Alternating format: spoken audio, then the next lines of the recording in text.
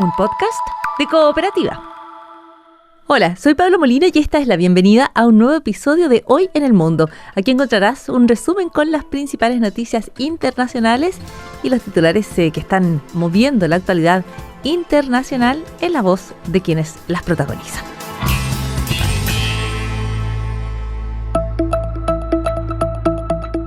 Y comenzamos a revisar los titulares que mueven al mundo con las palabras del Papa León XIV. El jefe de la Iglesia Católica recibe el ataque, la furia del presidente de Estados Unidos, Donald Trump, quien lo calificó como una figura débil frente al crimen. Lo describió como terrible en materias de política exterior. Todo esto después de que el Papa León dijera que no se escuchan las plegarias de quienes están involucrados en la guerra. El Papa apuntó a que su labor no es política, sino promover el entendimiento mutuo y la diplomacia, y dice que no tiene miedo y que seguirá hablando contra la guerra. Básicamente dije que el mensaje de la Iglesia, mi mensaje, el mensaje del Evangelio es: bienaventurados los que buscan la paz. No considero que mi papel sea político ni el de un político. No quiero entrar en un debate con él. No creo que el mensaje del Evangelio deba ser objeto de abuso de la manera en que algunas personas lo están haciendo. Continuaré hablando en voz alta contra la guerra, buscando promover la paz, fomentando el diálogo en las relaciones multilaterales entre los estados. Y en Hungría terminan 16 años de gobierno de Viktor Orbán, una figura que fue avanzando hacia un populismo de extrema derecha cada vez más radical y cada vez con mayor control, tanto sobre la administración como, por ejemplo, sobre los medios de comunicación. Ha sido vencido, derrotado en las urnas por el conservador Péter Magyar, que apuntó a que Hungría volvería a ser un aliado fuerte dentro de la Unión Europea y de la OTAN. Viktor Orbán, quien se definía como una espina clavada en el costado de la Unión Europea, puesto que bloqueó varias iniciativas, como por ejemplo aquellas que sancionaban a Rusia, perdió los comicios pese al fuerte apoyo que recibió del presidente de Estados Unidos, Donald Trump, y también de Vladimir Putin. Estas fueron las declaraciones del nuevo primer ministro húngaro, Péter Magyar. Hoy, queridos amigos, habéis hecho un milagro. Hoy Hungría ha escrito historia. Hungría volverá a ser un aliado fuerte dentro de la Unión Europea y la OTAN. Y reacciona a Rusia a las elecciones en Hungría, donde uno de los temas dentro de las campañas fue la corrupción y el otro, la necesidad de que Hungría se desapegara de las demandas de Rusia. El portavoz del Kremlin, Dmitry Peskov, aseguró que Rusia respeta el resultado electoral húngaro y que está dispuesto a mantener contactos pragmáticos, dijo, con Budapest. Estas fueron las declaraciones del portavoz del Kremlin, Dmitry Peskov. Hungría ha tomado su decisión, respetamos esta elección. Esperamos continuar nuestros contactos sumamente pragmáticos con el nuevo liderazgo de Hungría. Hemos escuchado declaraciones especialmente sobre la disposición a mantener un diálogo. Por supuesto, esto sería útil tanto para Moscú como para Budapest. En cuanto a las acciones del nuevo liderazgo de Hungría, bueno, probablemente tengamos que ser pacientes y ver qué sucede. Reitero una vez más que estamos interesados en construir buenas relaciones con Hungría, al igual que con todos los países de Europa. Y Donald Trump comenzó el bloqueo del estrecho de Hormuz, que se ha convertido en el mayor activo estratégico iraní y a través del cual ha interrumpido el paso de los cargamentos de petróleo de aquellos países que considera hostiles, entre ellos los vinculados a los intereses norteamericanos. Trump amenazó con eliminar de inmediato cualquier tipo de embarcación iraní que intente romper este bloqueo. Dijo que utilizaría los mismos métodos que ha usado contra narcotraficantes en alta mar, en referencia, por ejemplo, a los hechos que tuvieron lugar en aguas venezolanas. Estas fueron las palabras de Trump. Diría que se está manteniendo bien, su ejército está destruido, toda su marina está bajo el agua. Saben que 158 barcos han desaparecido, su marina ha desaparecido, la mayoría de sus minadores han desaparecido. Tenemos a mucha gente, como saben, mañana a las 10 entra en vigor un bloqueo Eso es mañana a las 10. Otras naciones están trabajando para que Irán no pueda vender petróleo. Eso sería muy efectivo. El desarrollo de la guerra en Medio Oriente y el solo anuncio de Estados Unidos han impulsado al alza una vez más el precio del petróleo. Desde Europa, la presidenta de la Comisión Europea, Ursula von der Leyen, ha advertido respecto a los enormes daños económicos que genera el cierre del estrecho y advierte de los impactos que ya está sufriendo el bloque europeo en materias económicas. El cierre en curso del estrecho de Hormuz es sumamente perjudicial y el restablecimiento de la libertad de navegación es de su suma importancia para nosotros. Desde el comienzo del conflicto, hace 44 días, nuestra factura por las importaciones de combustibles fósiles ha aumentado en más de 22.000 millones. 44 días, 22.000 millones, ni una sola molécula de energía adicional. Y esto muestra el enorme impacto que esta crisis tiene en nuestra economía. Y el presidente del gobierno de España, Pedro Sánchez, uno de los más férreos opositores a la iniciativa militar de Estados Unidos y de Israel en Irán, está en China y en una visita de 3 días advirtió que Europa tiene un déficit comercial insostenible con la República Popular. Pero además llamó a una mayor implicación para tratar de detener la guerra. Necesitamos que China haga lo mismo, que se abra para que Europa no tenga que cerrarse, que nos ayude a corregir el actual déficit comercial que tenemos con ella. Un déficit que no es equilibrado, que creció nuevamente un 18% solo el año pasado y que resulta insostenible para nuestras sociedades en el medio y en el largo plazo. Y es insostenible por los movimientos aislacionistas que alimenta y por los agravios y el dolor social que provoca.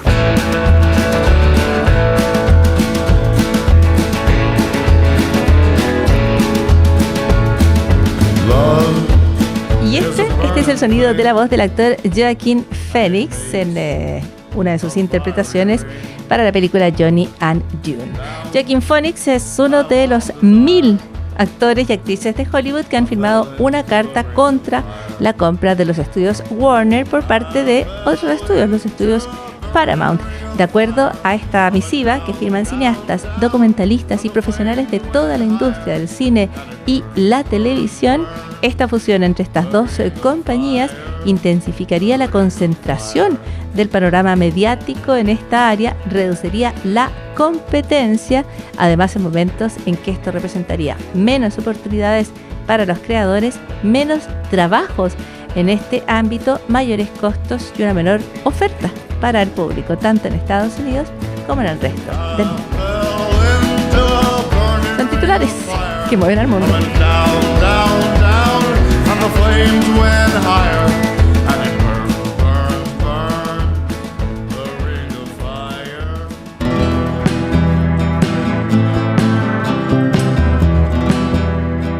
Y nos vamos a revisar historias latinoamericanas. Las trae Cristiano Paso, decano de la Facultad de Letras de la Universidad Católica y panelista habitual de Cooperativa, una voz muy reconocida aquí en la radio y también en los podcasts que guardan sus conversaciones. ¿Cómo estás, Cristian? Hola, Paula, muy bien y listo para invitarte, para variar, a un panorama gastronómico. Quiero una vez más invitarte aquí. Sí. Pero no se crea que vamos a ir de nuevo a un restaurante 50 Best, como ya lo hemos hecho, sino que hoy día la invitación es hablar de un plato tradicional colombiano llamado bandeja paisa. La bandeja paisa, claro, que ya es bien conocida. Hay que, en todo caso, hacer justicia a Cristiano Paso porque nos has llevado a los mejores chefs de Latinoamérica, a los mejores restaurantes, pero también a la comida callejera. O sea, hay una mirada aquí muy amplia, muy democrática de la comida latinoamericana. Ahora, la bandeja paisa, que es una bandeja muy sabrosa, muy proteica, diría yo, muy contundente, la tenemos muy asociada a Colombia, ¿no? Entendemos que la bandeja paisa es plato colombiano y aparentemente hay dudas al respecto. Claro, primero contémosle a la gente que no ha tenido el gusto de sumergirse en la bandeja paisa que hay arroz, porotos, 2 tipos de embutidos. Imaginemos una prita y una salchicha. palta, plátano frito, ensalada, huevo frito, carne de vacuno y una arepa. Y eso que lo asociamos a la quintesencia de la gastronomía colombiana, o al menos de la región de Antioquia, parece que no es tan así. Parece que se trata de un plato impostor, por así decirlo. ¿Impostor? Ahora, para ser un impostor, va bien vestido, porque lleva de todo. Yo recuerdo que las primeras veces que escuché hablar de bandeja paisa pensaba que era bandeja. O sea, que tenía como plato. Para mí bandeja es como plato con jugo, quizás con postre. Bandeja del casino. Bandeja de casino. Con ensalada, jugo, plato y postre. Eso para mí es una bandeja. Pero la bandeja paisa es un plato. Ahora, podría ser bandeja. Es un plato muy, muy contundente. Claro, y este plato contundente, hiperproteico, asociado a la quintesencia de la colombianitud, tiene una historia que es bien singular. Porque, claro, la bandeja viene de Antioquia, que es uno de los departamentos más extensos y poblados de Colombia, y donde hay dos factores que son claves de la identidad antioqueña. Uno es que suponemos que son personas que surgen de una economía arriera, personas patiperras, buenas para migrar, para tirar para arriba, y que son personas desde donde han surgido figuras claves como Karol G, J Balvin, Pablo Escobar, es decir, todos los símbolos nacionales exportados globalmente de Colombia vienen de ahí. Ya, por lo tanto hay un domicilio como cultural bien clarito, bien establecido, y la bandeja paisa sería uno más de ellos. Claro, y ahí, en cambio, surgió una historia que es súper sabrosa y se relaciona con lo siguiente. En la década del 50, la Asociación de Hoteleros y Turismo de la región se reunió en Bogotá. ¿Y cuál era el desafío que tenían? Cómo generar al café, a la música, una identidad gastronómica que no fuera tan popular, que no fuese tan austera como la de la región. Y en ese momento dijeron, bueno, hay que inventar un plato que sea, si se quiere, fanfarrón, que hable de bonanza, que hable de pujanza. Y lo que hicieron fue juntar dos recetas. La del envuelto, que es una hojita, imaginemos una humita, pero hecha en una hoja de árbol, y que adentro lleva arroz, porotos y alguna que otra proteína.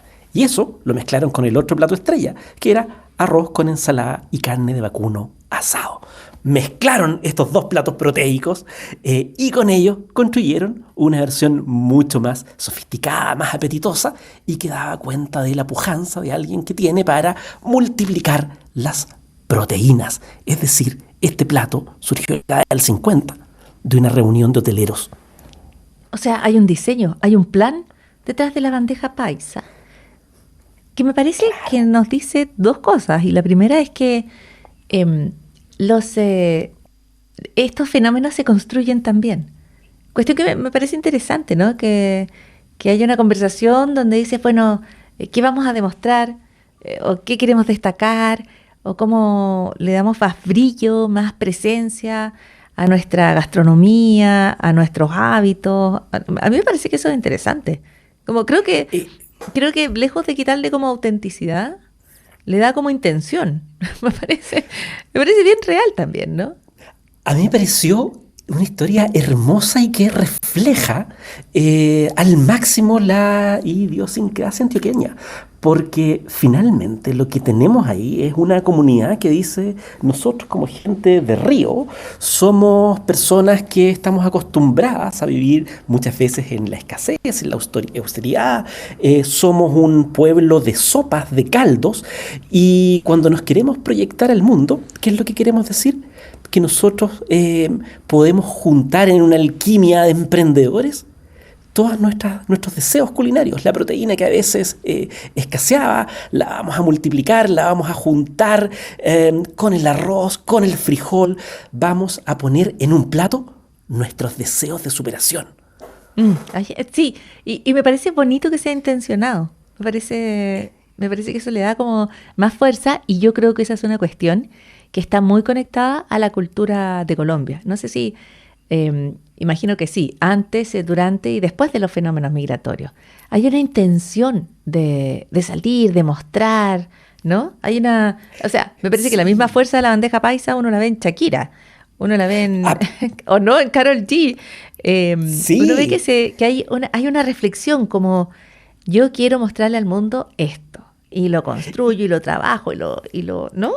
¿Hay algo en común allí? Sí, pero todo el tiempo. De hecho, uno podría extrapolar y ampliar ese paralelo por lo siguiente, porque cuando uno piensa en las figuras de la nueva oleada de la música colombiana, en J Balvin, en propio Karol G, uno dice, claro, está todo el impacto visual de la cultura global, está el mega espectáculo, pero siempre desde una raíz popular. Karol G va a volver a cantar Miriam Hernández, va a volver sobre la música tradicional colombiana, va a volver sobre las raíces. Sueñan, se proyectan, pero sobre lo propio.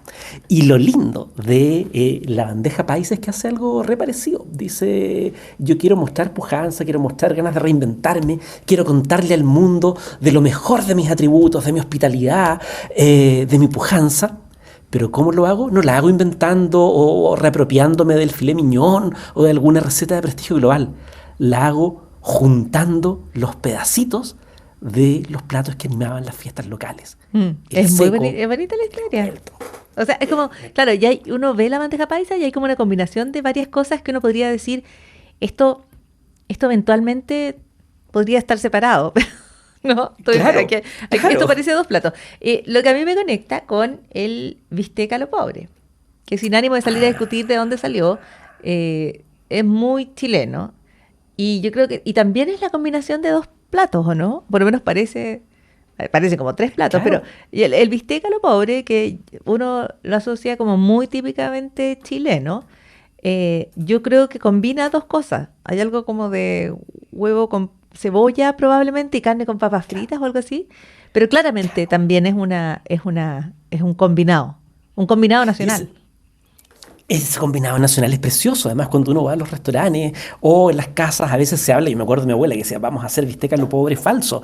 Es decir, vamos a poner este mega acompañamiento, esta mega escenografía deliciosa, marcada por la cebolla, las papas fritas y el huevo en torno de algo que quizás no va a ser carne de vacuno, quizás va a ser otra cosa. O cuando, no sé, el fin de semana fui a comer congrio frito de gran factura a un boliche cerca de casa y estaba la opción de pedirlo a lo pobre, ¿no? Es muy bonito esto de cómo las culturas generan disposiciones dentro del plato que ennoblecen los ingredientes, que ennoblecen la identidad. Sí, es que bueno, yo creo que si, te voy a decir si uno fuera plato, cosa que no corresponde, pero quiero decir, yo creo que ahí donde uno vaya acompañado de cebolla, papas fritas y huevos, va a estar bien acompañado, yo creo, Claro. en cualquier circunstancia. Oye, un dato más del bistec a lo pobre, leo aquí un texto que de acuerdo a Oreste Plat y Eugenio Pereira Salas, su posible origen estaría en un restaurante llamado Santiago, otrora templo de la gastronomía y la entretención de la capital. No sé otrora hace cuánto, yo nunca, no recuerdo por lo menos yo. No, anterior a nosotros. No, porque esto sale en el nuevo manual, mira, sale en el nuevo manual de cocina, el libro de las familias, librería El Mercurio, y nuevo del año creo que es 1882. Claro. ¿Desde ese año se está comiendo bistec a lo pobre? ¿Sabes qué? Me animaste a ir a la biblioteca, porque está el archivo de Oreste Plat. Voy a ir a dar una vuelta a abrir el apetito. ¿Sabes qué? Claro, toda esta conversa me hizo acordar de una frase de un personaje de Almodóvar, de La Grao, ¿no? Este personaje que decía en un momento clave de todo sobre mi madre, que uno es más auténtico mientras más se parece a lo que uno soñó de uno mismo. Uh-huh. Eso encontré yo en el bistec a lo pobre, en la bandeja paisa. Platos que no quieren legitimarse por su ancestralidad, por haber sido inventados hace X cantidad de siglos, sino que son platos que te dicen yo soy colombiano o soy chileno porque encarno los sueños de la cocina popular, y eso me parece maravilloso. Extraordinario remate, Cristiano Paso, para una conversación muy sabrosa aquí en la radio, en el podcast y en lo que queda del día. Gracias, Cristian. Hasta la próxima. A ti, Paula. Hasta la próxima. El Decano en lo que queda del día.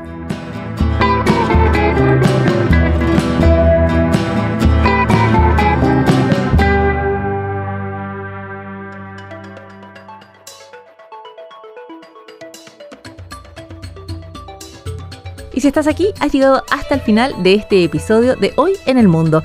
Y recuerda, puedes suscribirte a través de distintas plataformas de audio o encontrarnos en cooperativapodcast.cl. Cada día nuevos episodios para escuchar y compartir. Soy Paula Molina y hasta la próxima.